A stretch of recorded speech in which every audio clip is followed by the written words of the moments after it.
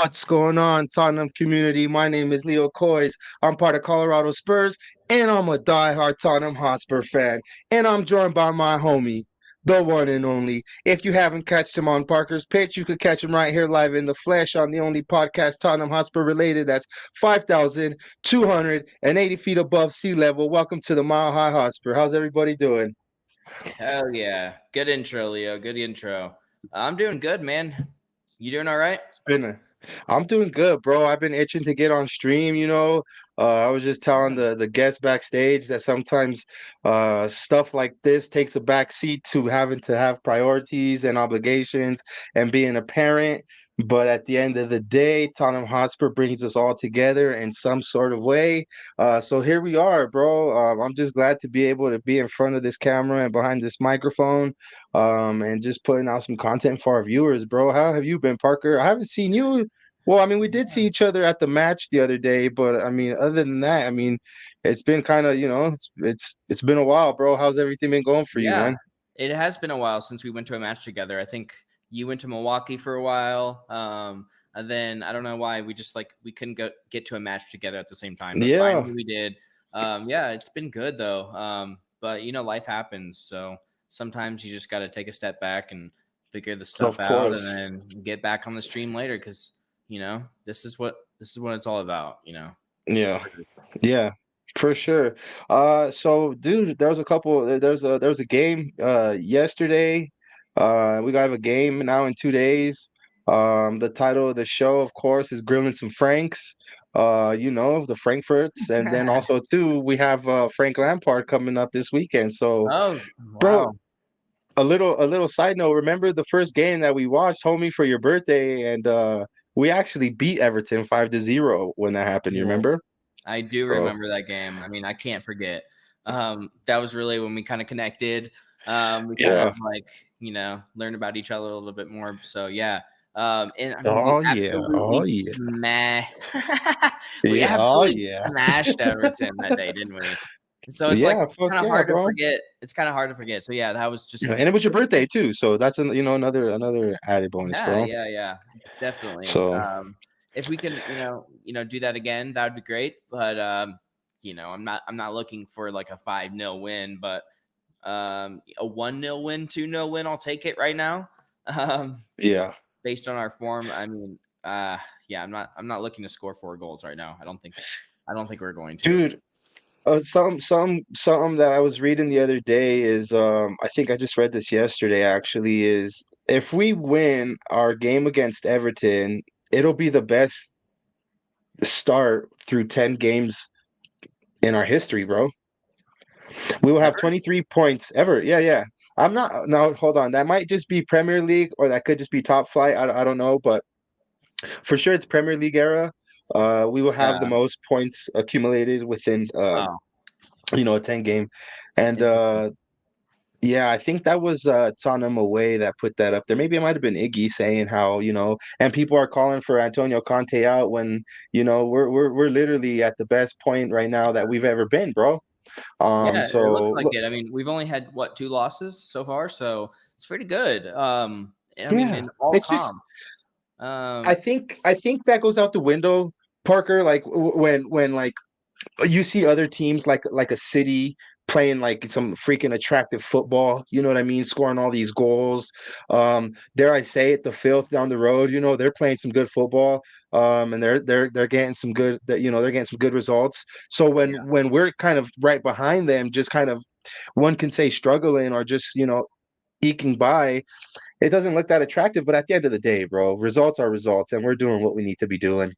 yeah, Um, exactly. The stats homie, really aren't a lot different. Our stats compared to Arsenal's when it comes to like conceding goals, and scoring. So I think we've scored like 20 goals this season, and Arsenal scored like what 22, something like that. Very close. yeah, for And we've sure. conceded the same amount of goals too. So when it Yeah, comes to stats, we're really not close behind. In points, we're also. I mean, I know we're only 9 games in, but we're still not too far away. yeah, There's still a lot of hope for this season. So that is true. Bro, today we have two very special guests. You yes, know, sir. we try to bring people, in our community. We try to bring more of the Colorado Spurs members. And of course, today too, we also have a special member all the way from Milwaukee, part of the Milwaukee Spurs. So without further ado, I'm gonna bring one of these gentlemen on first, and then we'll bring on the other one. It's gonna be kind of like we'll see who pops up.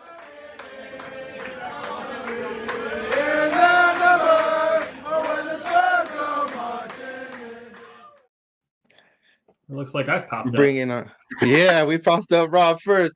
But don't worry, I mean, we're gonna do this.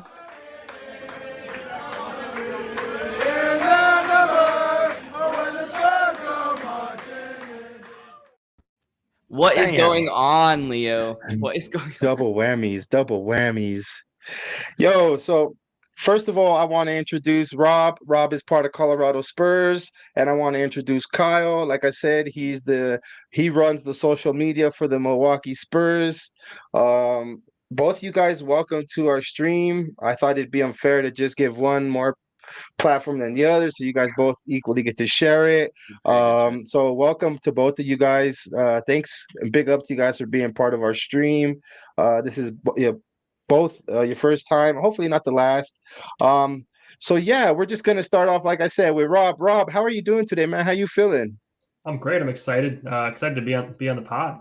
First time joining you guys at Mile High Hotspur. So I'm pumped. Nice. Kyle, my man. Long time no see, bro. You were damn right. You damn right. Do you know, bro? Like, I wanted to introduce this guy, like Milwaukee's own Mac Daddy. You know what I mean? Like, cause Kyle, bro, he's a beast, my homie. Kyle's a beast, bro. Let me just put that out there. You see them glasses right there? Not anybody can pull them off, bro.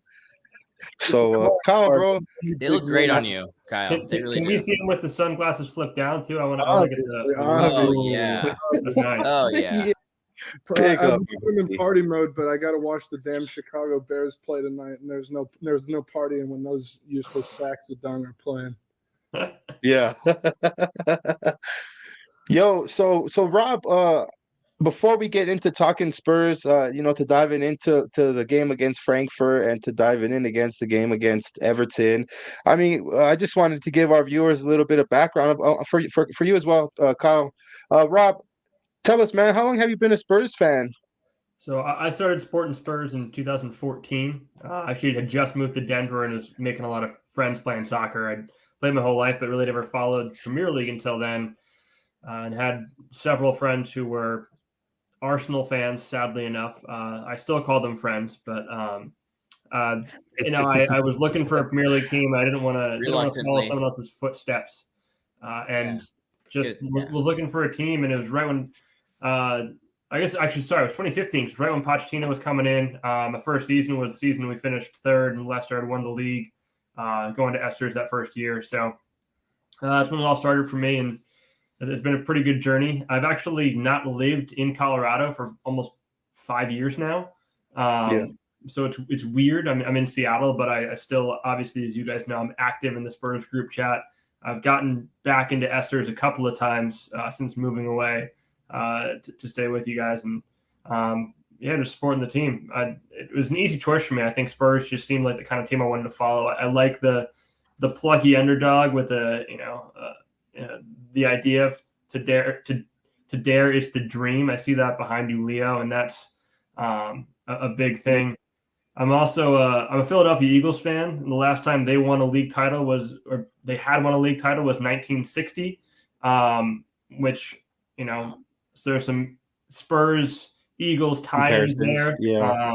Their main rival was the Cowboys, who always perform better than the Eagles. So the Arsenal Spurs thing, I was feeling there was some ties there. The Eagles got their Super Bowl in 2018, so now I'm just waiting for Spurs to get their Premier League title. Oof, me too. Rob, you get a jersey, right, bro? We did send one out to you, right? I did, yeah. It's beautiful, by the way. I should be wearing it. Actually, I wore it to play in a rec league game on Monday night, actually. So yeah, cool. Dude, I'm not just saying this because we created them, but they're beautiful kits, bro. They're far more gorgeous than what the actual team put out this season, to be honest. So I was excited about it. That feels good. What's up, man? Yeah. Kyle, I'm gonna put Mort on blast, bro. I gave Mort a nice ass Colorado Spurs jersey so he could hang up at the Red Lion. I'm hoping he put it up, bro. Because if he hasn't, you should hit him up and say, hey, I was talking to Leo and he said he gave you a jersey. Because I know we were all off the Montuckies. You know what I mean? We were off of everything else that we were drinking that weekend, bro. Especially some Spotted Cow. Don't forget to try some Spotted Cows if you're ever in Milwaukee. Oh, I've heard about that. It's great. Spotted Cow's pretty good. Yeah, bro. So I gave him one, bro. There, it's actually a different jersey than the one this gentleman has. It's a goalkeeper kit, all black, beautiful kit, bro. Shit, you got that one? Yeah. I gave it to the Milwaukee Spurs, bro. Ooh, man, What that's a size you beautiful give one. it to him, man? Because if you got it in big fella, I'm trying to wear that around. Bro, it's not in big fellow, bro. I have a big fellow one I it's a could send you medium. though, homie. I wear an XL. I think I still have an XL. Dude, I still have like 2XL and XL, and everybody's like Parker, extra medium and shit, that they don't want the big ones. So I'm just like, fuck, man. I'm stuck with these jerseys now, bro. I mean, there's a whole. I mean, to be fair, Wisconsin's like main dishes are full, like not light beer and dairy. So we got some big folk out here, me included. And so I'm sure we could take a couple of them off your hands. Good shout, bro. I do miss them cheese curds though, my homie. Oh shit, how were those? Oh my god, bro. They're good. I don't think I'll ever try them again if I'm not in Milwaukee, bro. Yeah. You know what? Something crazy. Like it's. See, have you ever had Culver's? You guys ever heard of Culver's? Yeah. It's they did this thing last year. I think it was for April Fool's Day, maybe Labor Day, but it's a Curder burger, and it's got a burger like the fixins, and then a giant circular cheese curd on it.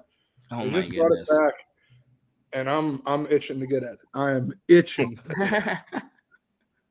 Every So- time I so have a cheese Kyle- curd, I find I need to drink a glass of water for every like 3 bites of cheese curd. Those things are so salty. Oh yeah. Oh, dude, they're so heady. I love them.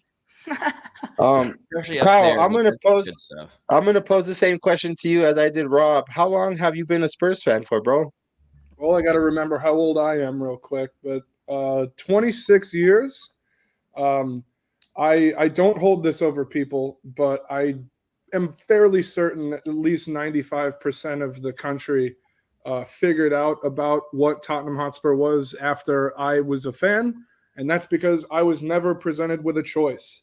I was put in a Tottenham nappy on the day I was born, and for a long time, it was very upsetting, not only to be the one soccer guy at my little tiny elementary school and middle school, but also to support the team that used to finish 12th. I was really excited when we signed a Polish guy in, I think, 2007, and that was about it. I had a Sol Campbell poster on my wall when I was little of him lifting up the FA Cup.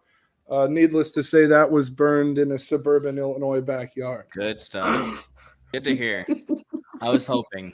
So Hoping Kyle, for you got it nothing from your more. parents, I assume?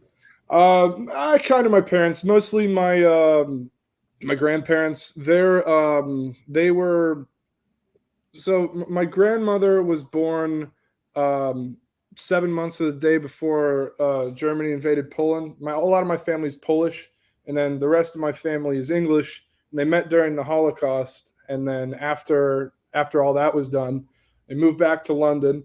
My great aunt is Jewish. My whole family's Jewish, so we're gonna move to London, and we're gonna support the Jewish club. And they got to grow up and like live their regular adult lives with a team that won things. And then their like grandchild, they're like, it's going to be the same way. And I've seen 2 Carling Cup victories in my whole life, and I'm not upset at all about it. Yeah. Hey, to be Big fair, up. we are still the holders of the International Champions Cup, the Audi Cup, and the AIA Cup, a moniker which no other club in world football can build up to that point. You can't be Right. upset about that. I mean, you've seen more than any of us have seen. So I think I started watching Spurs in 2011. So around the same time as Leo. So we haven't won anything. So yeah, you're a step ahead of I don't know. most Spurs fans in America, I would say. So My first ever match I actually got to go to because my family had season tickets, but they only had like 3 or 4 of them, and I was only there. I was there every year during the summers, but like end of the season, start of the season, those tickets go for more. So we'd either sell them, or I was way too down on the totem pole to go see any games. My first ever match, I was there for around Christmas time, I believe. I think so. It was the 9-1 against Wigan, and that's the day I fell in love with the game. wow. Look back. Yeah, it's a classic. Nice. There. Like if it's going to be like this every game, I think, did Defoe score 5 or 4? He scored 5, and they were all in the second half. I'm pretty sure we went into halftime like either 0-0 or down 1-0. Damn. Thanks for sharing that, bro. I always like to get people's like background, not because I like to test their faith in Spurs or nothing like that. It's just you get interesting stories like that. You know what I mean? Yeah, I don't care if you started watching Spurs 2 months ago. Honestly, like if you're a Spurs fan, you're a Spurs fan. So I always welcome here. When I asked people like why they supported Tottenham, and it's like, I got into them like 2012, 2013. They were really nasty on FIFA. They had Clint Dempsey and other Americans, and I like it so much because when I was growing up, it was a point where I was basically the only person who liked football. But then again, even on top of that, I was the only person who'd ever heard of Tottenham. And so now that I get to live in a community where people might even recognize me on the street because they follow Milwaukee Spurs on Instagram, they're like, "You're the Tottenham guy who's loud and obnoxious and yells all the time."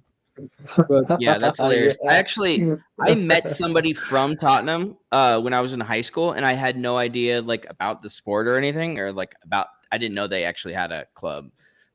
So when I heard about like the Tottenham Football Club, I was like, oh, I've heard of that city. I used to like know somebody that was from there. So somebody I knew was from there in high school. So when I heard about the club, I was like, okay, yeah, this is definitely for me.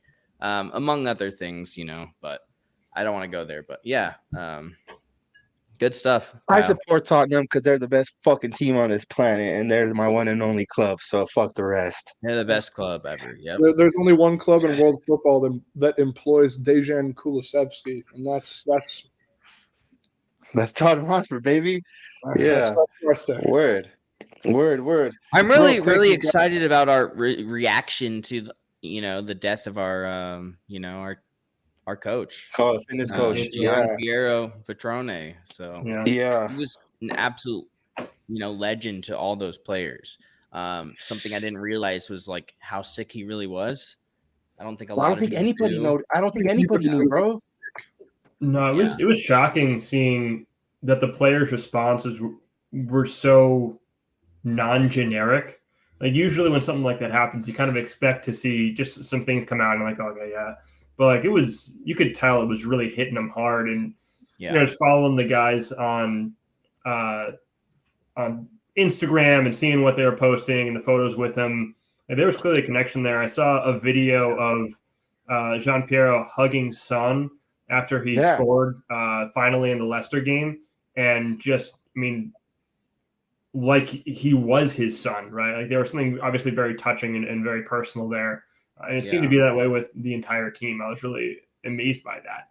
Yeah, me too. Dude, that hug that you're talking about, Rob, is pretty emotional watching back now, knowing what since happened to Gian Piero, but he took literally like, I mean, and a minute long is not a long time, but it's a long time to embrace somebody, you know what I mean? Because that hug was like a minute plus, of him just tapping his back. Like, God knows, like, I mean, and bless his soul, man. He must have told Sonny like a bunch of good shit. Like, just, I'm proud of you.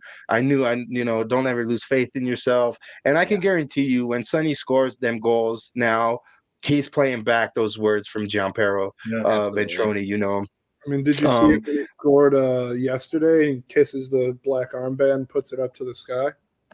Yeah. And like he was only on the team for like a very short amount of time. It's not 10 like months, they've known him for like years and years and years. Yeah, 10 months is like a decent amount of time. I think 10 months. It's not like they've known about him. Yeah, but I'm just saying, like, for the short amount of time that he was there, he like made a huge impact on those players. He did. Harry Kane was about to cry at the end of the game. I think it's a different type of situation, but I think he got more like tributes on social media from the players than like Poch, Nuno, and Mourinho got when they were sacked. Yeah. Yeah. And Well, that's like Pochettino, obviously a huge legacy, right, with the players. Like he is Harry Winks' dad, I think, at this point. But still a bigger connection from 10 months. I think, Kyle, I think you're right. Like it was remarkable. I think I read what Dyer wrote about him too. And same thing. Yeah. I was like, this guy really touched people. I think Deli Like- Ali even wrote something about him. I don't even think he was he was there for like Yeah, he was there for a while. I mean, okay. this coach literally almost killed our team. You know what I mean? Like he literally almost he led him to like the brink of like dying, you know, like, Yeah. and that's what he wanted from them was soldiers that were willing to like go to the brink of death for him. And he would do the same thing for them. Don't get me wrong. I can only imagine it goes both ways there. Yeah. Now that I we're think talking he about was- this, guys, I want to definitely shout out the Brighton fans, and the whole Brighton organization, because they definitely like, you know, Yeah. hats off to them. They did a class act, you know, by the way Yeah. they embraced the whole And the situation. fans too. Yeah. Yeah, for and the sure. fans. Brighton is a good organization, bro. Like I don't mean to like I detour agree. too much, but Brighton is a class organization. You know, they're not like a oil rich club. They're not, you know, bottom feeders. They're where they're at because they deserve to be playing Premier League football. You know, they have a very good structure. They seem to have very good ownership. You know, They're the just fans ambitious, are and dope. That's how they've gotten there. I know one Seagulls fan like hits us up on the Instagram, bro, and he like just sends me different stuff, you know, and I'm just like, bro, like big up, you know, like, and I chat to this guy like, you know, just like he's just like a one of us, you know, and I mean, and he just supports a different team, but it's Leo, like I was looking for a Brighton fan for Parker's pitch when we played Brighton. What happened to that? I couldn't find any didn't Brighton know. fans. I You should have couldn't find checked any you Brighton should have fans. checked the DMs of the Instagram page. Yo, Kyle, this is Mile High Hotspur's social media guru right here, bro. He's the one that handles our stuff. well, damn. Parker does. So, I'll but yeah, have to bring him anyways, back for the reverse fixture later this season. I even tweeted, I was like, yo, any Brighton fans, if you know any Brighton fans, send them my way. I didn't even see that, bro. See, I don't even pay attention to Twitter or nothing like that, bro. It's all good, man. But I sometimes check out Kyle's stuff because he be putting some class stuff up there. It's funny. Plus, Oh, I mean, it's a good lifestyle. Just real quick, I'm gonna take 1 second to just go ahead and let everybody know they could follow us on Instagram at Mile High Hotspur. And also too, you guys could follow us on Twitter at Mile High Hotspur. yep. Parker, it's back, homie. For some reason, they disabled our Patreon account. Something about some fraud or some shit. I just didn't fill out the application properly, so I had to resend a bunch of info. But it's back in business. We do have a Patreon page at Mile High Hotspur. There's 3 tiers. You can join for the Mile High Club. Kyle, are you part of the Mile High Club, bro? I can't say that I am. This is the first time hearing about it with a whole Patreon joint. I might have to get up on that. Look, bro, there's, you know, everybody's heard of the Mile High Club. You know what I mean? If you're afraid of airplanes, this is your way of joining the Mile High Club. You know what I mean? It's one tier that we have. We have Twin Peaks. Rob, have you ever, you ever heard of the restaurant Twin Peaks? I've certainly heard of the restaurant Twin Peaks. Okay, well, this is a pitch on Twin Peaks, but in its own way, right? Here at Mile High Hotspur, we have a tier called the Twin Peaks. Everybody's a fan of Twin Peaks. Don't get me wrong, especially big Twin Peaks. Little Twin Peaks are just as good as well, too. You know what I mean? And also, too, for the people that are afraid of heights and are lazy like me and don't want to climb Mount Elbert, you can get the Mount Elbert tier, which is Colorado's highest mountain. It's 14,439 feet above sea level, and you could climb that all by a click of the button at home. Believe that, the Mount Elbert tier. That's our Patreon. Also, too, I always like to take time to remind everybody that this is Denver's very own Tottenham Hotspur podcast, the Mile High Hotspur, with your boys Leo Coys, 1882, and the homie Parker Coys. Thank you for tuning in. Don't forget to like and subscribe to the channel. And I always have to shout out all of our homies. We do have a Patreon member, Clayton Sherman. Big up to you, my homie. Big up to THFC Till I Die, United Spurs of America, the 3 Spurs Boys, the Irish Hotspur, Flat Cap Euro Talk, Talking Ball. I should have added in there Tottenham on Tour. We're gonna shout out at Digital Spurs. You guys check out at Digital Spurs. His shit is fire. Shout out to the Colorado Spurs, the Milwaukee Spurs, the Charlotte Spurs, the Mobile Spurs, Memphis Spurs, Minneapolis Spurs, Maine Spurs, Tucson Spurs, Austin Spurs, and any other Spurs related community that's out there in the world. Big up to you. And that's just a Rob. friendly reminder. And again, we want to shout out RIP Gian Ventroni. Go ahead, Parker. Rob, how's the Spurs group around you? You said you're in. Are you in Oregon or Washington? I forget. Seattle. I'm in Seattle. Seattle. Yeah. So, You are in Seattle's got a pretty good Spurs group. It's tough just because games are even an hour earlier here than they are out for you guys. Wow, that's brutal. We do have a bar here. It is the Wits End in Finney Ridge in Seattle. So we've got a bar for watching games. I'm usually too lazy to get up in the morning, and I'm just watching on my couch. We've got a group, and occasionally we can get Champions League matches. It's not quite as active as you guys are at Esther's, but we do have a group here, so it's pretty active. I was there for the Champions League final back in 2019, and it was legendary. I recently found out one of my friends tried to get in, but they got there half an hour before the match and they couldn't get in. I was there over an hour before the match, and I was squeezed into a corner behind a pool table. So that sounds just about what I did too. Yeah. I didn't go to Esther's at that point because I didn't actually know about Esther's at that point. So I went to it was called the British Bulldog. I think it's just one of the bars downtown Denver, which is full of Liverpool supporters. I believe that. So there was just a little group of us Spurs fans, just in a little huddle thing. But the rest was all Liverpool, the entire place. So there's just a handful of Spurs fans. But I really wished I would have went to Esther's for that. I wasn't a Colorado Spurs member at that point. So British Bulldog is incredible. If you ever want to watch a U.S. men's national team match, though, I've gone a couple times, and it's full on singing the entire game. Was a really great time. Milwaukee was bananas for the Champions League final. Like Leo, you've been to our spot.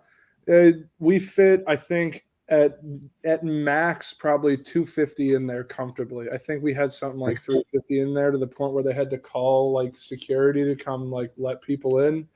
I think at least in Central Time, the game kicked off at 2:30 p.m., maybe 3 p.m.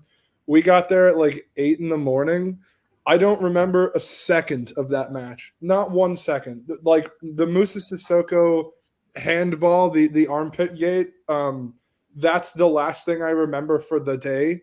I was so nervous. I'd never seen my beloved club play in such a big fixture that I don't remember any of the goals. I don't remember anything that happened. And based on the result, I will never watch the highlights. That's I refuse to do it. Kyle, I haven't done it ever. I can give you the synopsis of the game because nothing happened after the Sissoko handball. We lost 1-0, and the entire Liverpool just went into a shell and defended for 89 minutes. That was the first game where I really watched Virgil van Dijk and was like, wow, that is one of the best defenders in the world, because he was just everywhere shutting things down. But Liverpool said, we have a lead and we're going to hold it, and that was pretty much it. Nothing happened for the next 89 minutes. Van Dijk was a great defender. Now he just uses his aura to defend goals. He's got this force field around him. That's why they got stomped up by United. Dude, before the whole season even started, I predicted Liverpool to drop points, and I'm glad I did, because I just feel like their time is dwindling down, bro. Their players are aging. They're coming to a point where it's all downhill from there, I was saying all summer I was saying they're not gonna be up there like they have been, because they cannot replace the goal involvements of Sadio Mane. Luis Diaz is good. He's no Dejan Kulusevski, but he's good, but he's not Sadio Mane good yet. I think Liverpool can make a title charge maybe in 3 to 5 years, but I think this is the time where they should be selling a couple of their players who are up there in years and rebuilding, kind of like what we've sort of been doing, even though we held on to players like Winks And I personally think we should have sold Dyer and Davies and all the old guard, like aside from Lloris. Lloris can stay. But all the old guard, I think we should have sold them a year or 2 years ago, because we could have been in the position that Liverpool's in now, where we're still challenging for top four, but we have exciting young players like we did under Pochettino those first couple of years. Yeah. I just want to say what's up to the homie AD. Go Padres. One thing I want to say about about Liverpool, I think really a lot of it comes down to Klopp. I think he's really losing, like his, I don't know, not you've saw that interview where he That does happen to him, bro. Especially Yeah. 7 years in. Like he did it with Dortmund. It's happening with Liverpool. I'm pretty sure Yeah, he's losing his cool, and the players are starting to feel it, So I think it's about time for him to leave, and who knows, maybe Gerald to get in there. I'd love it if Gerrard got in there, because they'd be absolutely wank. Oh fuck yeah! Yeah.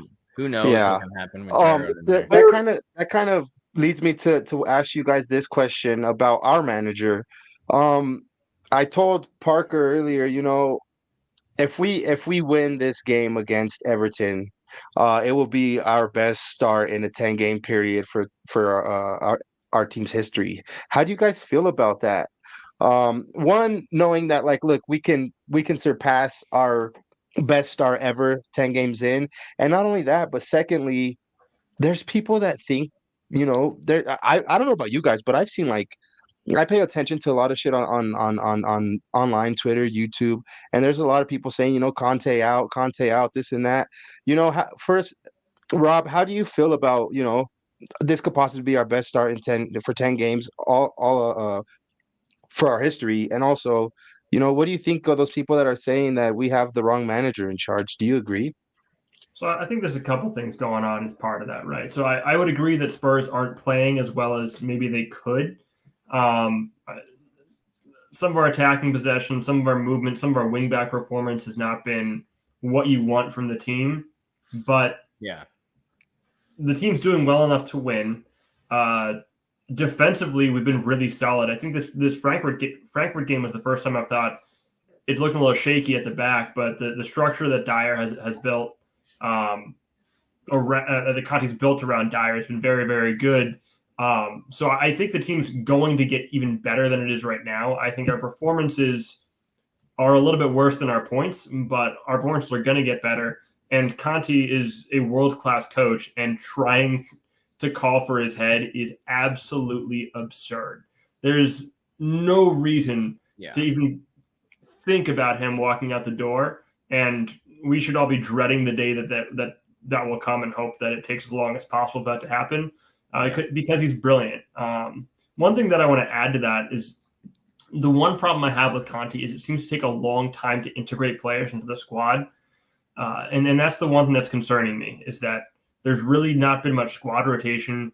And I was wondering about that until I saw Yves Bissouma play last week. And I thought Bissouma was the worst player on the pitch against Brighton. Not that he had a bad game, but he had a very mediocre game.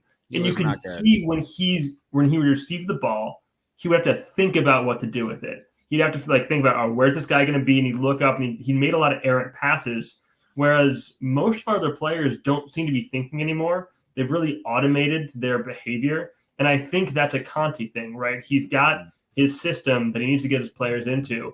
So I think as he integrates some of these new signings a bit more and gets them working together a bit better, we're going to see an improvement. He's made some changes in the back line. I think I had mentioned this in the group chat at one point, that he's adjusted how Dyer is performing so that we don't suffer as much against high presses. So we've already seen some tactical adjustments from him this season, because he's a great coach who can adapt and is going to grow. So once players integrate more, we're just going to see the team's performance get better.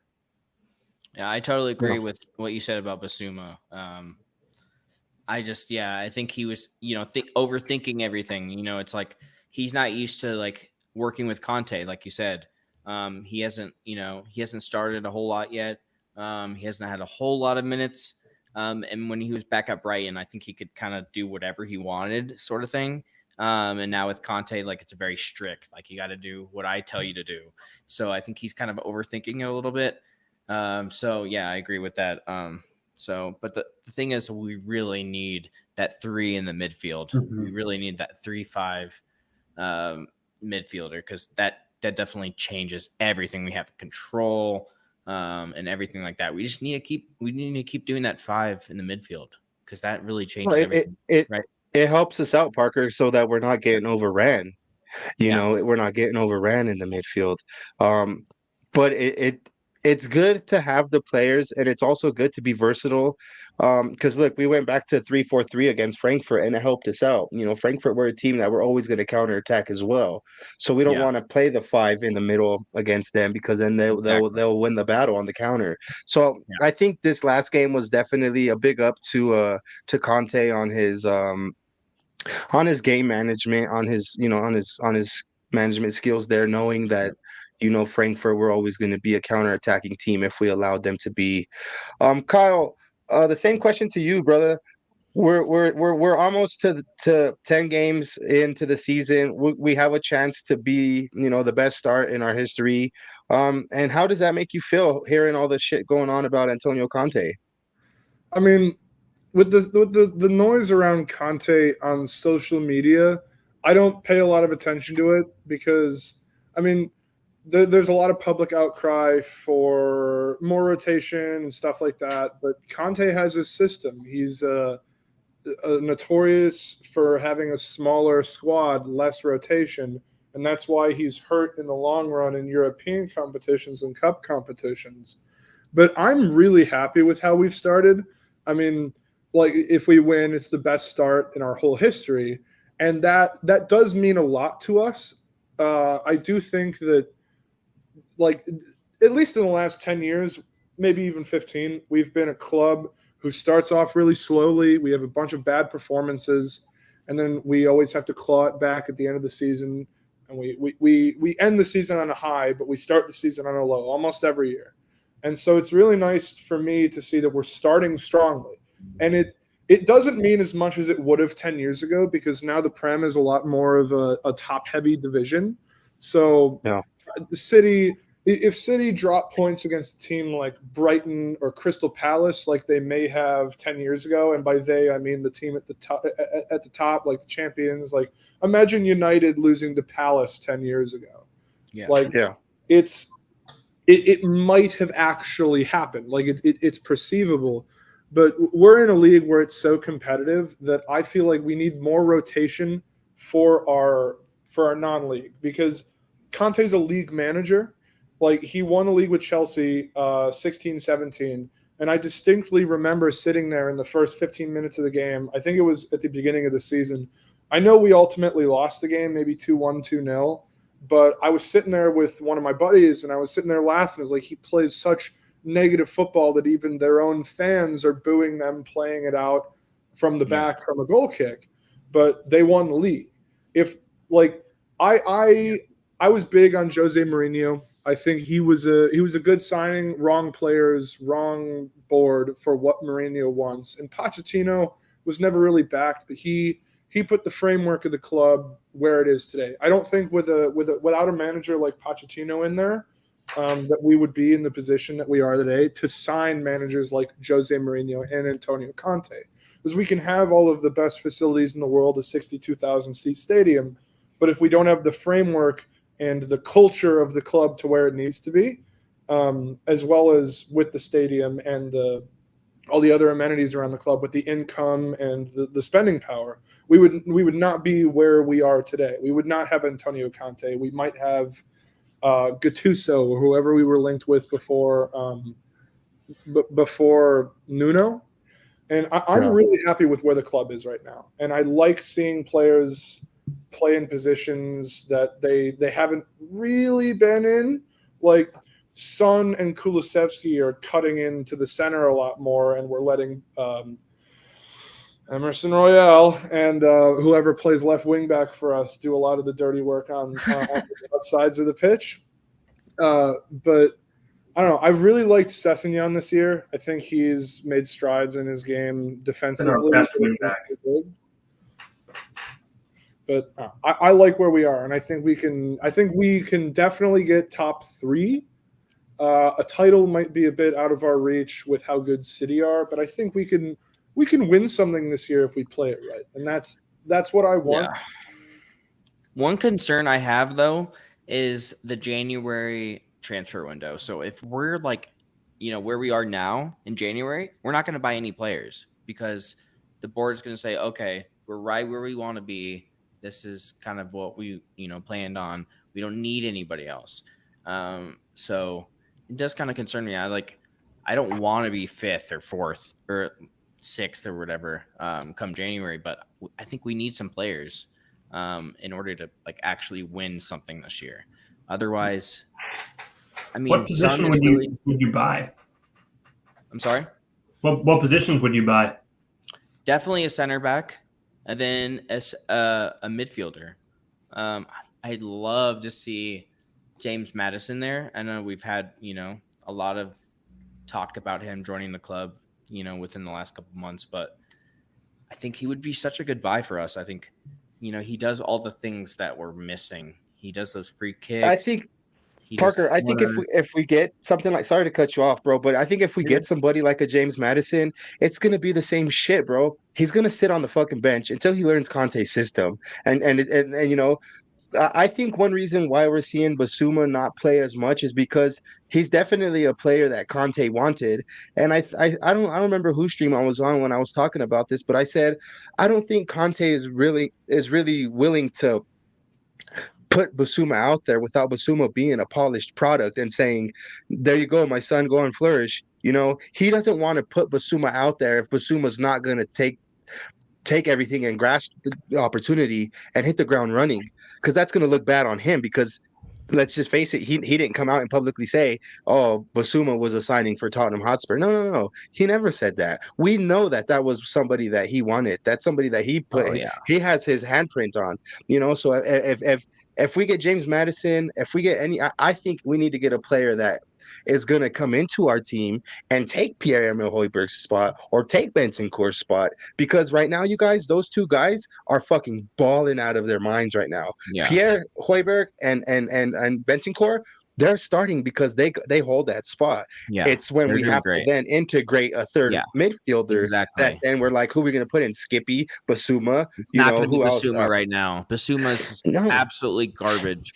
And the thing is, it's not that he's garbage. He just doesn't grasp the idea yet. Midfielder that's creative and that can make that pass even to our wingers, because obviously our wingers are struggling right now. We don't have the wingers that can do what Conte wants. Royale is not the winger that Conte needs. That we it's not going to work. If we you never know with football, a ball can fall into a central midfielder position, and he can just give it to the winger, and it could just create so much great stuff for us. We just need somebody in the middle of the field that can just create, that sort of attacking sort of mindset. We just don't have that right now in the midfield. We have no sort of attacking mindset in the midfield whatsoever. So the piece that is interesting to me, though, Parker, is because Conte's so system driven, I'm not sure if he would. I think he'd want to beat the creativity out of an attacking mid that he brought in. If you look at when he was the Inter and Eriksen joined that squad, Eriksen fell out of favor pretty quickly with Conte. Oh yeah, and really struggled to become part of the system because Eriksen is a creative, magical player, right? He's in a similar profile to Maddison, where he picks those great passes. He's a great free kick specialist. He does these things really well, but Conte wanted him to do exactly what he was told, and basically had to beat the creativity out of him before he could really integrate into the squad. So I'm starting to think that Conte doesn't want an attacking, creative midfielder. He likes his industrious guys. And Højbjerg get over it. Højbjerg's one of the top progressive passers in the league right now. In the league. Midfield position. Yep. Yeah. Statistically speaking, he's near top of those categories. So we have that progressive passing. It just doesn't look like what we expect it to look like, because it's what's the term that Extra Inch called him, a cement mixer. He doesn't look like your stereotypical creative midfielder, but I'm more concerned about the wing backs than I am the midfield. That's the same thing I've been Absolutely. saying is like if we're going to get a midfielder, we have to get a midfielder who's used to playing in an Italian style system, like a Conte. But Conte is not going to be here forever. He's going to be here for like a year. That's why I'm saying We we don't know sign that. somebody We don't know that. lower money. I'm He talking is, like dude. He's leaving next year for sure. 100%. I'd say somebody like Pascal Gross would be a good signing. He'd be relatively cheap. Maybe Dennis Praet from Leicester, like players who can fit into that system. But I think with what we have set up now, if Conte does leave, we'd want to bring in a manager who fills that who plays in that same style. So we got to be looking for both the present and the future. But I don't know. I honestly want to take Conte out. Honestly, I'm not like saying, "Oh, Conte out," blah blah blah. But I honestly don't think he's a great fit for our club. I really don't, because like he You're wants to be smoking. like he wants it. You're No, I'm smoking not. swag, Think about Parker. it. He wants You're to. smoking He's swag, like, oh, bro. I'm all about like the wing backs, but then he plays Royale. He's not even a good wing back. Like if you want to play a good wing back, What's up, what are you my homie? talking about?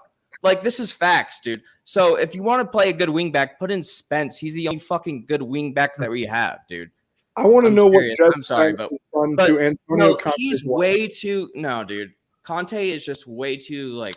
I don't know, dude. I don't like him, man. It's like he's like, oh, Spence wasn't my signing, so I'm not gonna play him because he wasn't the one that I My wanted. homie smoking He's so- swag. He's annoying, dude. Fuck Conte, dude. I'm sick of Conte. Sorry, We found the Conte out guy from Twitter. It's been talking the whole time. dude. He's annoying, dude. He's so. He has so. Hey, we're about to has read that the- like we he's got like our this is what I'm gonna press- do and I'm not changing what I'm gonna do, blah blah blah. Dude, okay, there's a way better right wing back in your squad. Just fucking open your eyes and stop being like I think what he sorry. wants is somebody who he'll always prioritize defense above attacking threat, which is why I think Doherty and Spence haven't gotten many minutes this year. But we need to find somebody better than Royale because Royale is tragic. He is I will say- absolutely fucking terrible. He's the Doherty- worst That was footballer funny, I've ever Parker. seen at Tottenham. Ever in 10 years. The worst footballer I've ever seen.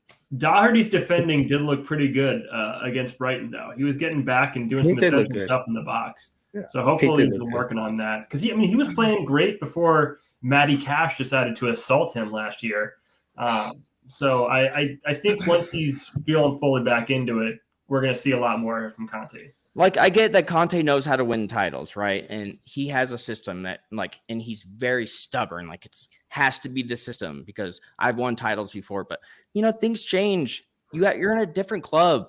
You know, this is a different country. You can't do the same stuff all the time. You got to change it up and try But it's different things. proven.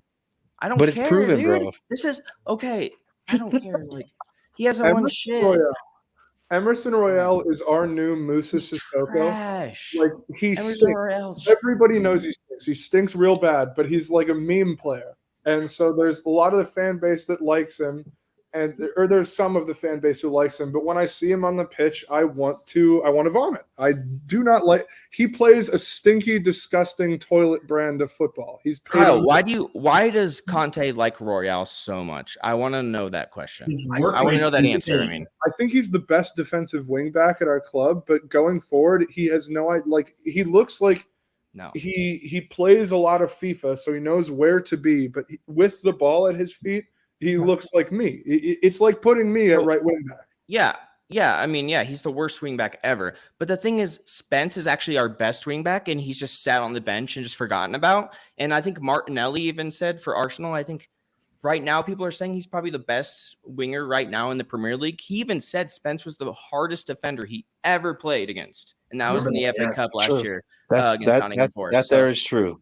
I'm like, I'll give you why that don't one. we play the man that's our best player? And it's starting to think that Conte is trying to like sabotage us almost. It's like, dude, But once again, it's remember, so obvious and you're so stubborn. And it's like, dude, this is not about you. It's about our club.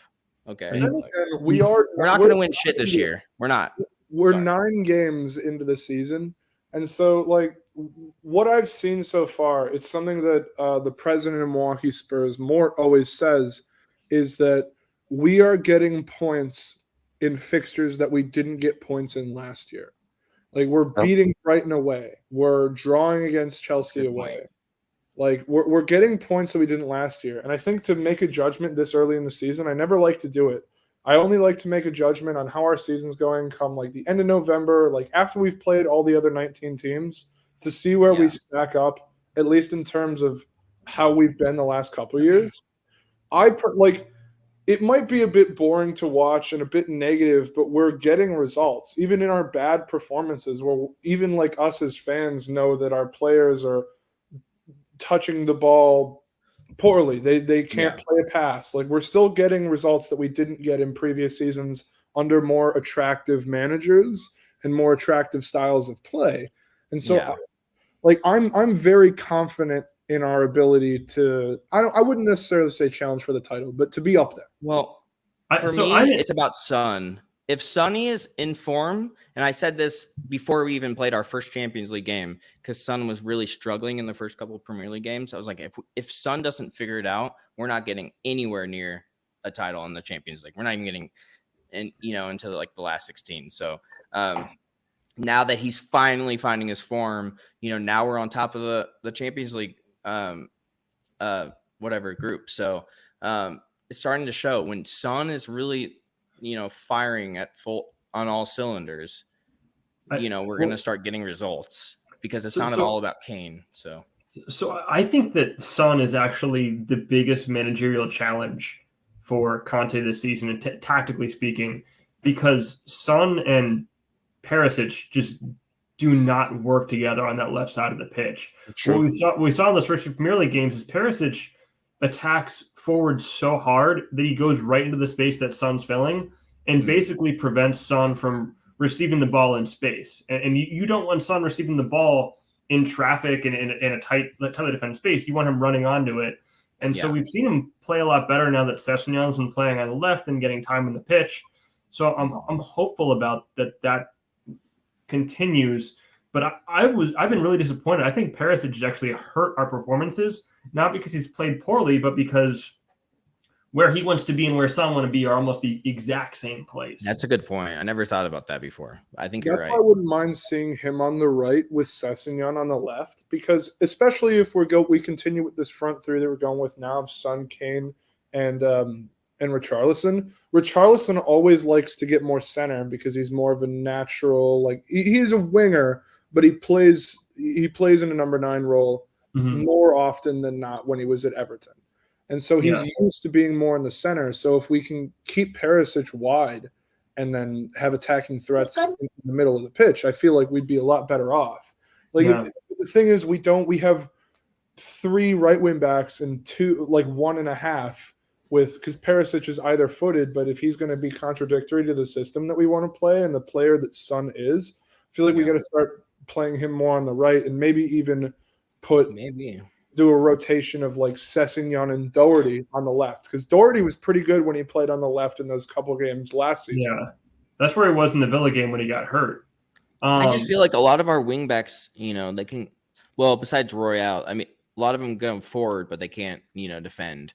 Royale, I can't do anything, but I think we saw Perisic on the right and Sessegnon on the left in one game so far this season, right? Yeah, it wasn't too good.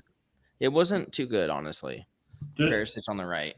I don't remember what game it was. A lot of people were, but we did see him on the right. I feel like Perisic could be more of a traditional winger for us instead of a wing back in situations where maybe he's on the bench due to rotation. Sessegnon's out there. If Son or Richarlison isn't having the best game, we could put him up front because he is a scoring. That's true. He's got a beautiful left foot cross. He's got both foot. With Bayern Munich that he can score goals from forward positions, and that's something that we're tracking a little bit this year. Perisic also might work better when we have a 3-5-2 and we're asking both forwards to play centrally a bit more, and then he's being given more license to do that overlap. He may even be a solution to the problem that we have in center midfield if we want to play a 3-5-2 and play Perisic at maybe left center midfield. He's played center midfield before. So I'm looking it up. Yeah. It was the Leicester game where we had Sessegnon and Perisic on the outside. Gave me 1-6-2 off of Son's hat trick. I do recall he struggled defensively that game, Perisic. He had a number of errors right around the top of our box and a lot of mistakes there. I don't know. I do think Emerson Royale is a lot of the reason we've been struggling and having bad performances. Like, I've noticed that we do not get a lot of attacking threats down the left side of the pitch because other teams will overload the left side of the pitch because they know Emerson Royale's wank. They know he's an absolute dross wank stain of a footballer, and you can have him in as much space as you want. He will fuck up. But like, if we can get a player who's somewhat competent to play in that role, it'll unlock Son with crosses. I mean, he scored a header for South Korea. Kane can get more involved up top instead of having to drop back as much as he has with only 2 midfielders and a kindergartner at right wing back. And so if we can bring somebody in who's an impact player like that, or if Doherty and Spence can fill that role once Doherty gets back into the side and once Spence understands the system and is able to get more minutes, I feel like we'll be solid at the back half of the year.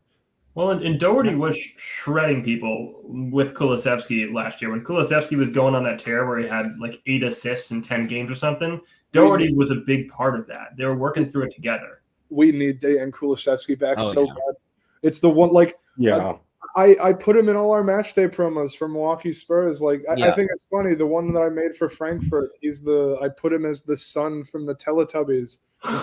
10 minutes after I posted it, we're getting tornado sirens and fucking warnings on our phones. But that aside from that, we need him back so much because he's so impactful when he gets the ball at his feet.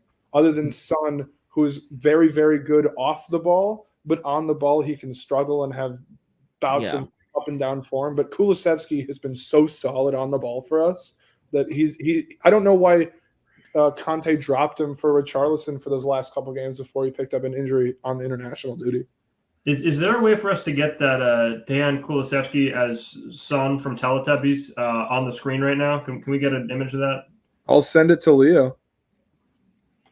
Send it on WhatsApp if you could. Or you know what? Absolutely just send it either through there or through Instagram. I think I could probably pull one up. So before we do that, you guys, hold on. I just want to bring up Andy's comment where he says it's weird seeing Skip, Lucas, and Gil coming on against Frankfurt. It's been a while since they have all been healthy. With additional games this season, do you have concerns with them being healthy? I think maybe he wants to say, like, now that they're starting to play, are they going to be able to stay fit? Maybe.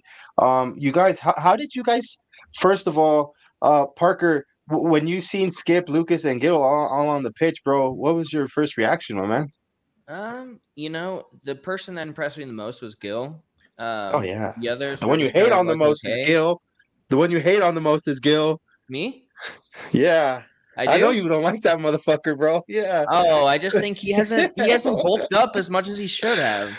I mean, like, if I was on Spurs, I'd be fucking eating, 23,000 calories a fucking day, dude. I'm probably trying to bulk up, but he seems like he still seems like he's like, okay, not that. No, I'm talking about getting a nutritionist like Harry Kane. This guy's eating McDonald's. I feel like still he's just so skinny and like he's just not healthy. He looks ill almost. Like I want somebody that's like, little. I don't know. He looks like he's fucking 15 or something. I don't know. I like him. I think he's good. And like I just said, he's probably the strongest sub that we had against Frankfurt. Like, he looks good. I have been hard on him in the past. So, but hopefully that changes because, I think I'm going to be able to pull that up now, you guys. What? Go ahead, Parker. My bad. No, go ahead. Saying that Gil looks like he's 15. No. He's got like a emo haircut or some shit. It's he's Ringo Starr from the Beatles. Yeah. He's the fifth Beatle. Come on, man. Like, bulk up, cut your hair, and just. I do think in the limited minutes we've seen from him, he has been really good. He has. I love it. That's awesome. I always try and do something stupid because our Twitter is a lot more official because we have more followers, and I run like half of the Twitter with Mort, but the Instagram's my baby, and so I just make it as dumb as possible. I love that. That's great. It's good stuff. I like it. You made that? I'm gonna leave that for a while. I love it. But he'll He came on. Who did he come on against very recently? It wasn't. Well, he came on yesterday and had a astounding performance. Yeah, Like he got a penalty. Yeah. He he left a lot. He left a lot unsaid, bro. He left a lot for the imagination, bro, for sure.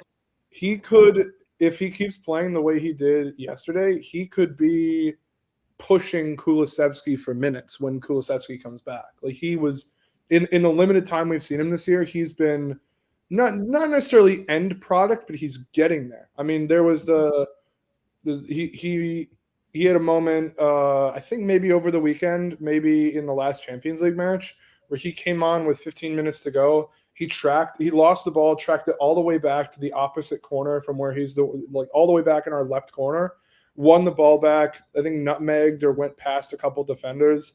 And he's showing that he wants to play, which is something I can't say for people like how whenever Harry Winks would make an appearance, or even Skip this year. Skip's been good, but he's not been like putting his life on the line for the club like Heel has. He's Heel like, okay, you know, Skip has or, just been okay since he got back. Yeah, I agree. Yeah, he hasn't shown the same hunger he had a year ago. Skip looked hungry every time I was on the pitch.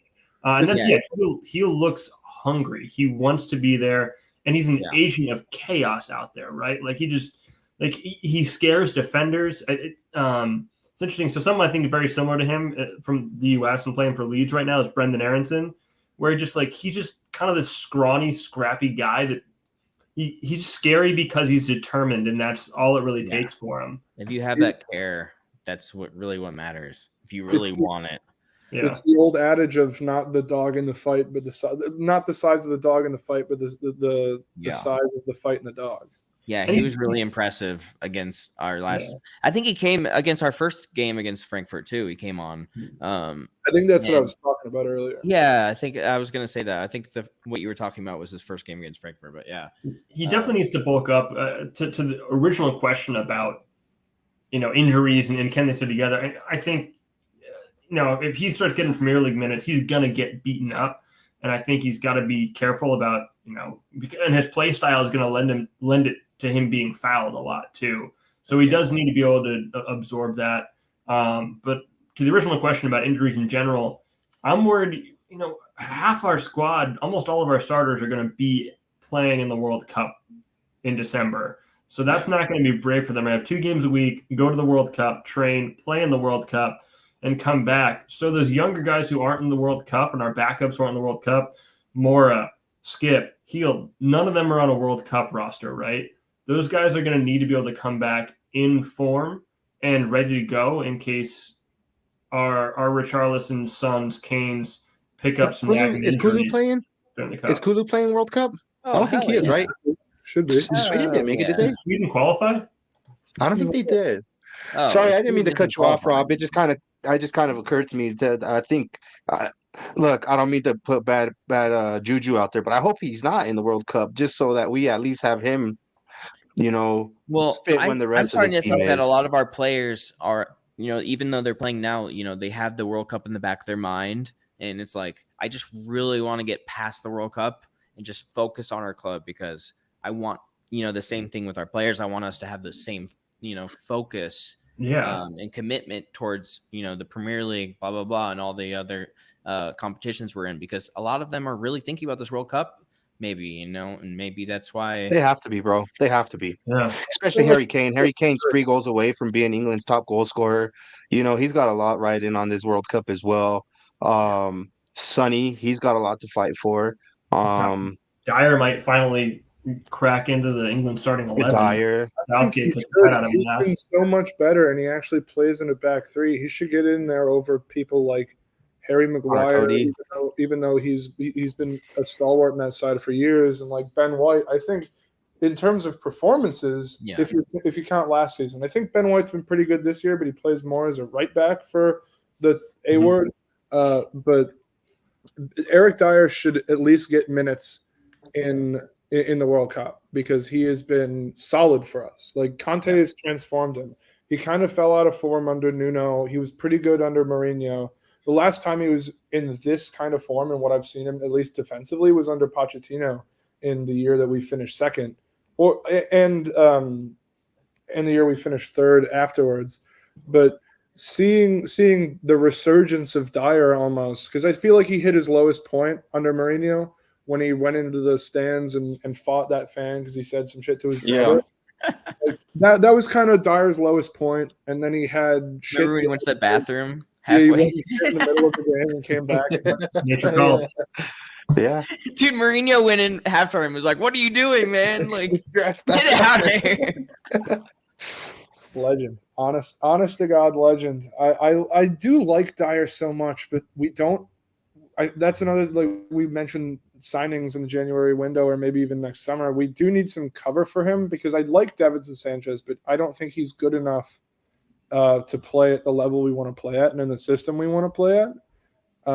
Maybe even deputize him on the left, because the left is the left of our back three has kind of been shaky for me. Like Ben Davies is good, he's solid, but he doesn't have the same instincts as a player like Romero does and Dyer has on occasion. And I feel like if we get a player like, if we sign a defender, it has to be big money, because we can't do the Poch method of signing players like Kevin Wimmer and George Kevin Nkudu if we actually want to win something. Yeah. God, Nkudu. Kevin Wimmer. Remember that Austrian? Yeah, I remember him. Sonny's best friend. He was his date to like an Asian Footballer Awards. And he just gave up own goals all the time. So that's all I remember about Kevin the biggest moments Wimmer. too. So the other thing that's I think going back to Parker's point from a long time ago is we do need to be finding center backs because we need young players there, right? And you've got Romero, obviously, going to be a great player for a long time, but Davis and Dyer are both approaching 30. Sanchez is never going to be a nailed-on starter for us. He can be a depth piece, but he's only 26, but he's never going to be a nailed-on starter. And Lenglet's on loan, right? So we need to buy not only players for now, but a player that you expect to be here, in 3+ years. Because right now it's looking like in 2 years we're going to have Romero and not much else. So there's a need there. We should have gone aggressively for Bastoni from Inter. I know that's somebody Paratici and Conte wanted, but they wouldn't sell. But there's got to be something in the background working, bro. There's a reason why they got Lenglet for just the loan. They're obviously working on something backstage. They don't want to let all their business known like that. I think the main important part this January and leading up until the summer transfer window is definitely signing Conte, making that extension active, and signing Kane. And I think after we do that, a lot more pieces of the puzzle are definitely going to fall into place. I'm okay with Conte leaving, dude. Honestly, we know, bro. We're not how long go is that way Conte's again, bro. contract currently going? Totally fine with it. When does Conte's current contract end? This year. So it officially can end at the end of this season, dude, but Tottenham have the choice to extend it a further year, and he's already given the okay to the extension. That was part of the first contract, was Tottenham gets the right choice of the extension. This is going to be a boring ass season, and we're not going to win any titles, any trophies. So you still want Conte after that season? We're not gonna. It's just gonna be boring, and we're not gonna win anything. You still want him? Yeah. Who else? Okay, let's say we get rid of him. Who do you bring in? Dude, I don't know, man. That's not my job. Right. Exactly what do you mean exactly? Bro. There's so many managers out there that can manage our squad. You just don't know them yet. The only people that I can see us bringing in, at least, we might have brought in Potter. I would have loved Potter, but yeah, I think he's at Potter's Chelsea a fraud. now. Any English manager is a fraud, in my opinion. There hasn't been a good English. But Conte's boring, dude. Even all the Chelsea fans even said. I've had Chelsea fans on this channel before. They all said he was the most boring manager we've ever had. Yeah, we got some results. They got some results, and they won the title. But you think we're gonna win the title this season? Really? I don't think we're going to win the title. Really? Oh my God, we're so far from winning the title. It's ridiculous. But that's nothing to do with Conte. There's no manager that would come in and perform better than Conte has. But that's not what I'm saying. We're about to enjoy watching Spurs play. I like watching structured, disciplined football. with tactics and ideas, and that you can see the players engaging in a specific tactic. I enjoy watching Conte I think ball. he's too stubborn. He's way too stubborn for me. I can't be, I can't like him that much, honestly. I'll put it for the chat, Parker. We'll put this for Parker. I'll just guys. What's your opinion? Is Parker right? It's not that you're right or wrong. Conte's it's just you stubborn have as hell. Right we're not going to win a title. We're going to end up 4th or 5th. And then we're going to be like, oh, let's make his his contract longer. Why? No, Steak wants to know. Hold on. Steak wants to know. He wants Conte out and has a Tottenham banner with Italian flag. Go ahead and elaborate on that, Parker. Sure. So my grandma was born in Sicily, and just because someone's Italian doesn't mean I'm going to worship them. I don't give a fuck that they're Italian. I care about the club. Like, what the fuck? That's the stupidest question I've ever heard. Next. So I do have a question for Alexander. So Alexander says that Conte will 100% resign. Do you mean resign or re-sign? Because obviously those two words are the exact opposite of one another. Because he's just not a good fit for our club. He doesn't care about our club. He's so stubborn, dude. He's not going to play our best players because he thinks he's going to, do well. We're not even 10 league matches into the year after a year where we came back from the Nuno Ball era and made top 4 above that nasty, disgusting team who I think played today. But I tell you, they don't play on Tuesdays or Wednesdays. Okay. I just think he's too stubborn to win anything. We're not going to win anything. We could do well. We can do well. We can get, 3rd, maybe 4th. Are we going to win anything with Conte? Absolutely not. Sorry. Fucking swag, bro. Conte's our best chance at winning something. Look, guys. Talk to me at the end of the season when we don't have any trophies again. And then talk to me about renewing Conte's contract. We're just going to put an end to this Conte conversation. It's not going to happen, dude. There's a good comment right here.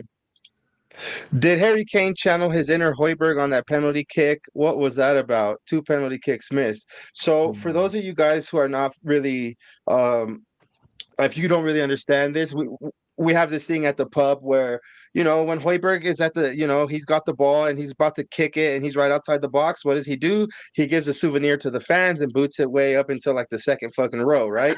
So in the great tradition of Moussa Sissoko. Yes, exactly right. So did Harry Kane channel his inner Højbjerg on that penalty kick? You guys, what was that about? Have you ever seen Harry Kane miss one like that? Yes, but not on purpose. That was so bad. The one memory that I always have of Harry Kane missing a penalty, I think it was against Southampton away years and years ago. But he the pitch was loose around the penalty area and he got his plant foot dug in, the ball popped up, and he near on put it in the English Channel. Yeah, I remember that but one. Seeing him miss that penalty was very I've never seen him miss one like that without any outside force. It's true. I do remember that one when it popped up and he kind of miskicked it. Yeah, I do remember that. Yeah, I haven't seen that. Usually, even if he misses it, it's on target or something. So that was definitely a little weird. And somebody in the WhatsApp said, Heel should get to take this thing because, he did win it during the penalty. And I was like, no, you got to give it to Kane. He's automatic from the spot. And then he skied it. It was just absolutely insane. You can't predict. He almost took it to Mort. Mort was in the upper tiers of the South Stand. Yeah, he probably almost caught that shit, dude. Yeah. Well, do you think we switched off a little too early? Yeah, I mean, and the whole team did. We needed that goal to lock down that game, and then a minute later, he had a cross to Heel alone in front of the goal. Also, could have put it away, and he screwed up the cross and put it over Heel's head. He really was falling apart at the end of the game. Yeah, the last 15 minutes weren't good for Kane, but I feel like that's more indicative on us not having a solid replacement. I know we brought Richarlison in, but we haven't seen Richarlison on, Kane off yet, at least outside of the preseason. And so I feel like Harry Kane's been playing so much, and we have this nasty tendency as a club. I'm sure you guys know that when we go up, we just kind of take the foot off the gas. And that's Conte usually doesn't do that, but that was the Pochettino special. I used to call I still to this day call whenever we're like up a goal or we need something and we just need a little bit more, but we don't make a substitution until the 75th, 80th minute. I call it a Pochettino special because it was trademark Pochettino. But I don't know. I feel like if anything, we need to bring in an extra striker if Richarlison isn't going to play up top. Because even when we've gone to a 5-3-2, we've taken Richarlison off and we've had Son and Kane up top. So if Conte only wants to use him as a winger, we need another striker, even if that means calling Dane Scarlett back on loan, because he has been absolutely ripping it up for Portsmouth, scoring incredible goals. And is he in the Championship? I think it's League One, maybe League One. Okay, League One. then, Yeah, League One. I don't care about League One, but Championship. You can if you play well in the Championship, you have a really good chance of playing well in the Premier League, because a lot of people in that people would Dele Alli say came that from the League One. Championship is probably as good as a lot of the other leagues in Europe, like including League One in France. I would say, at least in terms of quality, the Championship is a top 20 league in the world. 20? Or Europe, top 20. Okay, well, I mean, I'm just saying what like professional people are telling me. Like people are telling me, like, it's one of the top leagues in the world, even if it's the second in England. It's still one of the top leagues in the world. Dude, I'm willing to bet League One is pretty far up there too compared to other countries' Premier Leagues. Like, I'm willing to bet a League One team could come to them to at least beat a team in Liga MX, bro. You know what I mean? Could beat MLS teams, dude. League One, bro, they're so far down. I think Colchester's got a shot at the MLS Cup this year if they were to make the transition. I want to go back and talk about Kane being up top. I think it's the same as the free kick thing, where Kane's taking free kicks and clearly should not be. I'm wondering if he throws a fit when he gets subbed or something, because this has been going on for years, where Kane plays 90 minutes week in, week out. We could be up 3 goals, but we don't even need a striker on the pitch. We could just pull him off, and he still is playing 90 minutes. I think that there's almost like a man management problem with Kane, where he will get so upset by not being able to play 90 minutes that even though Richarlison could do the job, Kane won't come off. Yeah. Like, he just seems like, we're talking about a guy who at one point like swore another on his stubborn person in our mother's club. life or daughter's life that he touched a goal from Eriksson that he never touched. Like, he's just that competitive. And I really wonder if it's a personality thing where the coach is like, Harry, you want to play for 90 minutes, you go play 90 minutes. That's why I never look that far into players. When people say like Kane doesn't give a shit about Tottenham, he only cares about England, because it's like he never says the word Tottenham. Like that's part of the reason why I always sort of brush it off to the side, is because Kane usually, I mean, even yesterday he was giving it his all. It's just the quality wasn't there because he's been playing so much. Yeah, but see, like. He doesn't not care. Like, he wants to win and he wants to score all the time. Yeah.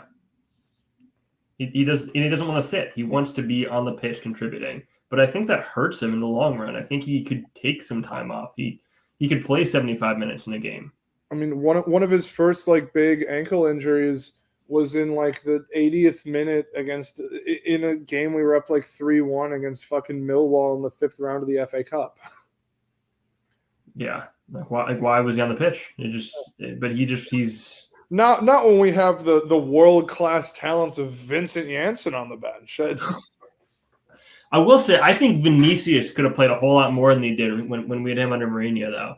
I feel like Jedson Fernandez was hard done by COVID, because he was brought in because we had a bunch of injuries in midfield. He never got a shot to play, but when he did play, he looked decent, but he never got any minutes. Like, that's the thing. We always sign these players. You look at the likes of Ndombele and Lo Celso, and even going further back, trying to think of a midfielder like Nasser Chadli. The streets will never forget Nasser Chadli. Nasser Chadli is a lot better than people will give him credit for. He was, at least from like 13, 14 to 15, 16, he was one of the only wingers we had who would consistently score goals before Son came on the scene, because Lamela was good, but he didn't have any end product. Like it was Eriksson, Kane, and Chadley who were our best three wingers before Son's emergence. And that wasn't. You guys, that wasn't I'm gonna put up. I just wanted to put up Will Stewart. Big up Will Stewart, THFC Rents. He's got a YouTube channel too. You guys should definitely hop over there. Good stuff. Always full of good stats, and he's dropping one on us right now. Did you know that Harry Kane in all comps before this year has only missed 3 pens ever? He has missed 2 this year, so 94% before this season, and now he's at 50% for this season. What a good stat. Wait, He's washed. what We other got- penalty did he miss? I must have missed that one. He missed one against it was just a couple West games Ham. ago. West Ham. He missed one against West Ham this year. Yeah. He missed one against Southampton, I know, a couple years back. which Yeah. Kyle, that was when you're saying that was when it popped up off the turf, right? Yeah. Yeah. Well, I'm you not know, going to count that one against him. one of my favorite Harry Kane penalty stories. You guys remember that like Watford last second winner in the championship promotion semifinal Yeah. where they went He was down on the bench. down the pitch? No, him and Jamie Vardy were both on the pitch, and Anthony Knockaert took that penalty. They could have won it in advance, but instead they lost it. And Watford came back and scored that. Yeah. Wow, that's insane. I never thought about that. Because I was watching the highlights one day and I see a big lanky twat wearing 37. And I was like, wasn't Harry Kane back there at that time? I looked up. He was on the pitch with Jamie Vardy. Two amazing, probably the two best. I mean, not the best, but some of the best strikers the Premier League has ever seen. And, you know, they didn't take the penalty that day. That's funny. Wow. In the last 5 years, probably the two best English strikers were undone by Anthony Knockaert, Fulham legend. Wow. I didn't realize Jamie Vardy has the Premier League record for the most consecutive games scored in. Oh, Yeah. yeah. That That was a big deal when it happened. You don't remember That's that? why they won the title. Yeah, it was like 11 games in a row or something like that. It Yeah, was, it it was was It so was like crazy. massive. Match week 4 through All match over week the news. 7 of the Harry Kane's miss was against Forest, you guys. Thanks to Bobby K. Big up Bobby K and the 3 Spurs boys. I know you see your name scrolling down at the bottom, homie. That's because I got Shit, I mad forgot love about for that. you. So that was the other one. I don't think it was West Ham. I think it was against it was the one against Forest. Forrest, you've got to assume, is going down for sure this season, right? Like they've got no chance. Well, they've signed half the known universe, and the squad just doesn't look like they have any chemistry because they're all meeting 50 people for the first time. Exactly. Well, they How are just you got gonna rid of their head integrate of all direct. those? They just got rid of their head scouting director or some shit like that too. Well, Yeah. don't they have Tottenham legend Serge Aurier on their team? They do, bro. They do. Do you think the team at like the start of each Oh, game I for do the Wessels like, remember hey, what's your name again? Serge, that's right. Is that how Yeah. they start off each game? Yeah. You look Hey, vaguely number 12. familiar. Make sure you do this. Oh wait, what's your name again? Dude, I do remember that save by Henderson. Now that you said Henderson, Yeah. Now Yeah, I it was a remember good. It was a good save by Henderson, bro. Yeah. Henderson's- Yeah, that It He's a was good more of a keeper. good save other than a missed PK. Big up to Andy. Andy says Son could have won the Golden Boot. Well, I mean, he did win it, but He he did could have win won the it Golden Boot. outright. Yeah. But he could have not had to share it with Salah if Kane let him take some PKs last year. But I think he did actually. I think he literally gave him a couple of PKs that like I don't last think year. he did. I don't think he took a penalty all of No, he last. didn't. Yeah, Really? Yeah. which I was a think big he deal did. I don't because Some penalties I know out. he didn't score one single goal from penalties, and that's why No, he didn't. He didn't. All from open consider play. Kingman's son to be the Golden Boot winner and Yeah. more salad to be the runner-up. More salad. yeah, Salah scored like Salah had 5 goals from penalties last year, compared to 0 for Son. So it's really 23 goals versus 18 goals. there are levels to this game. Yeah. And of course, Son Where's didn't get Salah the- at now, bro? Where's Salah at now, dude? Has he even He's scored? very, He's only I on think Scored he like scored, 3 like- goals like Yeah. earlier, like yesterday. He scored 3 goals yeah, in but 6 I mean minutes. that's Champions League. That's Champions They League. and won he was in he was in playing 7-1. against- Champions They played League. against Rangers. That was the I Scottish know, but team you're was- right. In the league, where's Salah been this year? I feel like Emerson Royale might get on the score sheet against fucking Rangers this year. They've been wank in the Champions League. Oh yeah, definitely. Yeah. You guys, we got to start winding down this show. I have some obligations to do in a little bit, but I know we were supposed to go over the Champions League game and then dive into grilling some Franks this weekend against Everton. That's just a nod onto Frank Lampard's fat ass. Um, I mean, don't get me wrong. I got the Frank Lampard body myself, so whatever. Um, Real quick, Kyle, what is your prediction for this game? One, your score prediction, and two, what about like I'm not necessarily you don't necessarily have to give your lineup, but like what do you think he's gonna do formation wise?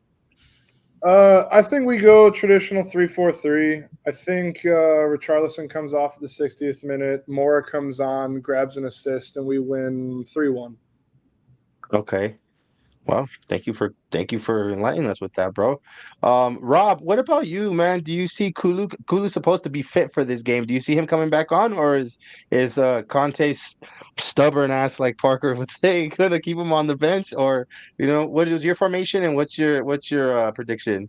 So I think we'll see Kulusevski for the last like 25 minutes maybe, but I think Conte's going to open up with a 3-5-2 and switch to a 3-4-3 to get Decky on the pitch later in the game. And I see Spurs winning 2-0. Okay. Did you give us? Oh, you did give a score prediction, right, Kyle? You say 3-1? 3-1. Yeah. Okay. Parker, what about you, bro? I agree with Kyle. I think that he's gonna do a 3-4-3 again. Even though we all know that a 3-5-2 is the best, for our squad, but whatever. He's gonna do that, but I still think we're gonna win 2-0. So I can't see. Well, the thing is, Dominic Calvert-Lewin could be coming back this weekend, maybe not, but I still don't see them scoring anything. They're pathetic to me. So I forget you do have they do not have a soft spot in your heart, Everton. I forget about that, bro. hate Everton. The homie AD says 4-1 the Spurs. Richarlison falls down 6 times. Richarlison is critically offside. Somebody needs to send him to a doctor. Oh my god! Him onside. What game was that where he got called offside like 6 times and it was just never close? And it was the goal that he scored, he took off his shirt and everything. He was offsides. Oh god, that was really close though. That wasn't like too far off, if I remember correctly. You guys, I'm gonna go for a score line of 3-. Man, I know that Jacob hates it when I always say the goalkeeper's up for a blunder. But I mean, Hugo, bro, is just always good for one blunder a fucking game, and that usually leads to a goal. I think for some reason it feels like we're allergic to clean sheets, although we have had clean sheets, Premier League, I think 2 in a row. I could be wrong. I might be wrong, but and we are at home. I think it's going to be a 3-1 as well, you guys. I definitely see Sonny bagging maybe a brace, Kane bagging a brace, and I think Sonny might score a goal. And I'm even going to throw this out there. Maybe we'll get an odd goal from, maybe a Bentancur or a Højbjerg. Or I think it's going to be 2-0 Richarlison scoring against his own club. 2 goals for Richarlison. Wow, that's a good shout. Like that. Yeah. That's a good shout. But it'll be that, you guys, like Kyle said, the 3-4-3 or whatever. Yeah. And with Richarlison starting. That's my opinion. I mean, not my opinion, but that's my prediction. We can't end the stream without Alexander Stake Hilton's prediction 69-0. Lloris with 60 goals, Kane with 3, Dyer with 1, Kulu with 3, and Son with 2. Wait, Lloris has 60? Yeah, well, he's got to get up there to compete with Haaland for a Golden Boot this year. Yeah. Yeah. Real quick, I'm going to ask you guys a quick fire question, and I want you to answer it real fast. And I'm going to start off with Rob. Rob, is Erling Haaland human? No. Predator. Kyle, is Erling Haaland human? He's astoundingly human, and I'd love to see him take on Eric Dyer and get pocketed all game.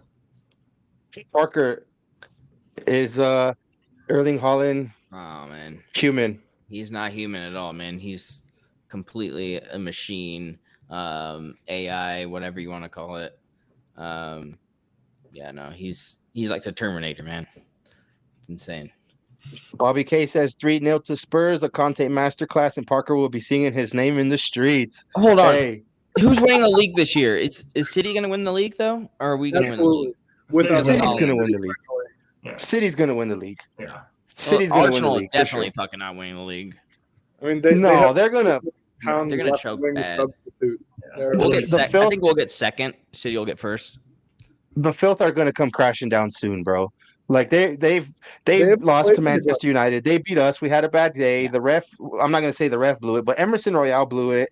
They're a young But- squad, super young. They don't know. They don't have the They've experience. also only ever they've only played like 2 big games all year. They played Liverpool. Austin United.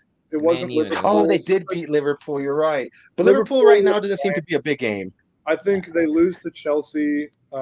They lose to City. I think in the reverse fixture we beat them. I don't know. I feel like they drop points against stupid like clubs that they shouldn't be. Like I feel like they do their classic draw or loss. Crystal So Palace. who's your away. top 4 at the end of the season? Top 4 in no particular order: City, us, Chelsea, and Liverpool. Chelsea. Interesting. Okay. I would have Rob, what about replaced you? Liverpool with Arsenal, but I think it's probably. I think Liverpool are going to climb back up enough, and I think it's going to be City, Spurs, Liverpool, and Arsenal. You I think think Liverpool's going to Chelsea climb are back really- up? I think Chelsea are the one that are climbing up, which actually is surprising to me.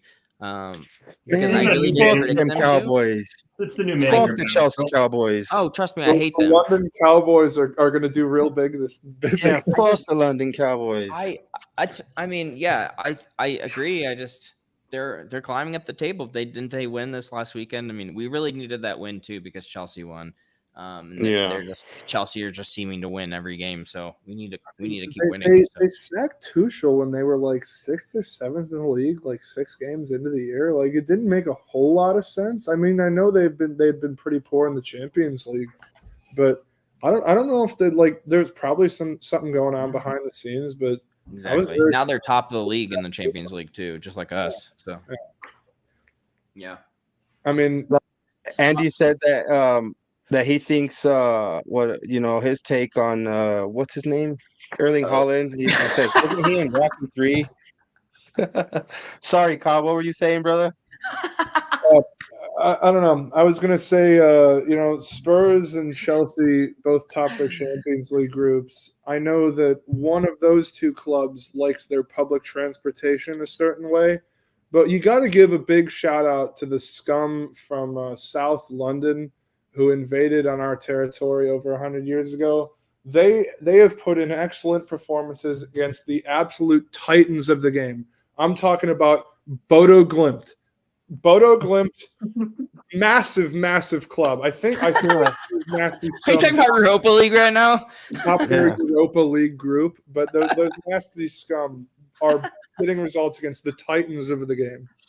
Yeah, you're right, bro. It could have been us. I It wanna- could have been us, but it wasn't. I want to take a quick shout out to Aaron Dove, my homie. It's been a long time since I've seen you. Thank you for tuning in. I hope everything is well with you. Bobby K says it's definitely going to be City and 3 London teams. And then just Bobby K saying what's up to Mr. Aaron Dove. You guys, Bodo Baggins FC.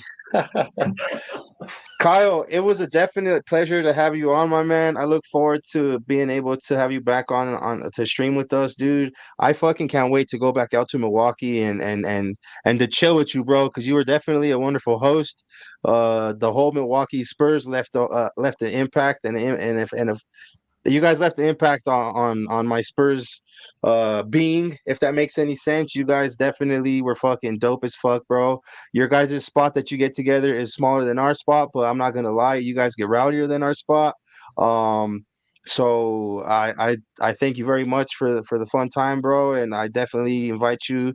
The door is open for you to come back whenever you want. Rob, as for you, brother, I appreciate you taking time out of your day to hop on. again, it's a revolving door for you if you want to ever come back on, bro. We post it in the chat all the time. You know what I mean? So if you're ever down, bro, you don't need an invitation. Just send me the link, Leo, and I'll send you the link. But and other than that, Kyle, go ahead and I know you don't have a YouTube channel, but you are the head of the Milwaukee Spurs social media. Bro, go ahead and take as much time as you want right now to just plug anything that you're doing, anything you want to talk about. All right. So I got to say, first off, we got numbers that came back from the Cream City Cruise that we had, which is how I met our gracious host tonight, Leo. We raised over $2,100 for our local community. We're still selling some of the excess merch, and all of that's going back to our community. We got a really good partnership with one of our local elementary schools. Last year, we helped redo over 3 classrooms and provide them with PE equipment. We got a really good relationship with them. But more on the fact of Milwaukee Spurs, we are at one point, I can't confirm if we are now post-COVID, but pre-COVID, we were one of the 3 biggest supporters clubs in the country. And for the 31st biggest city in America, that's a pretty big deal to me. I love our community. I always say it. I love Milwaukee Spurs a lot more than I like Tottenham a lot of the time. But no, if anybody watching wants to follow us, get us up on anything, we are at MKE Spurs on Twitter and Instagram. Those are our 2 biggest social platforms. You want to come by to the match, shoot us a DM. We're at a spot called the Red Lion Pub. It's one of the best in the country, at least in terms of Tottenham bars. We got a great atmosphere, a bunch of great people of all ages. We have, from what I've heard in organizing the Cream City Cruise, we have a very good male to female ratio. Like a lot of our significant others and stuff are very involved in the club and come to every match. So it's a great time. We love Tottenham, and we always love meeting new people. Just get ready to drink Montucky cold snacks and take shots of Tullamore Dew and sing and scream at 8 a.m. in front of a bunch of people you've never met before. Yeah, and you guys allow the other teams in too, don't you? I've seen a bunch of Arsenal fans in there doing that. So if you follow us on Instagram and Twitter, for the North London Derby, our pub didn't open up upstairs, but we are one of the only spots in the country that does we have a big enough base to where it's Tottenham fans only upstairs on match days that aren't at 6:30 in the morning and not at 2:30 p.m. on a weekday. But for almost basically every single one of our matches on weekends, we're upstairs, we're loud, we're proud, we're getting drunk because it's Milwaukee. In Wisconsin, drink responsibly means something completely different to how it means everywhere else. Everywhere else, it's don't die.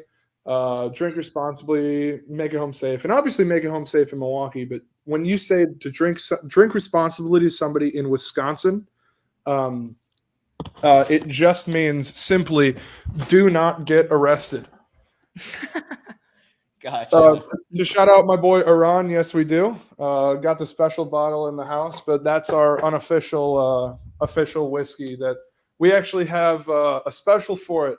If you're a Milwaukee Spurs member, it's $5 for a full tall boy of Montucky cold snack and a shot of Tullamore Dew for $5.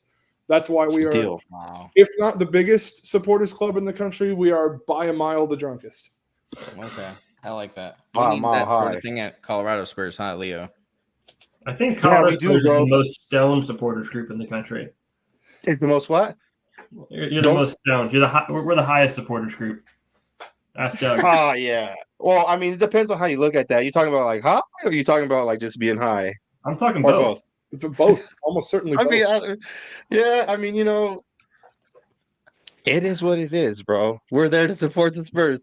Look, I mean, Rob, go ahead, bro. You got 2, 3, 4, 5 minutes to go. I mean, I know you don't have a YouTube channel, bro. I mean, unless you do, anything you want to plug, bro? Anything you want to say? No, I got nothing going on. It's nice to talk to you guys and do this. I'm a Colorado Spur who's not actually gotten to see my fellow Colorado Spurs for a long time, although I'm currently working with my girlfriend on our route back to Denver in terms of making a move. So I'll be at Esther's again at some point in the near future. Look forward to hanging with you guys in person. Absolutely, for sure, bro. Parker, Looking forward to I it. know you have your own YouTube shit going down, bro. You got Parker's Pitch, and you're the other Yeah. half of Mile High Hotspur, bro. But I mean, go ahead, bro. You got, I mean, Yeah, so anything you want to plug? I do a thing called Parker's Pitch. I try to like preview, the upcoming Premier League match. So I try to like bring on somebody from the other team, if I can find somebody, and that's the hardest part is just finding somebody. For the big teams, it's not too hard, but Brighton and stuff. I found somebody for Nottingham Forest, so that was good.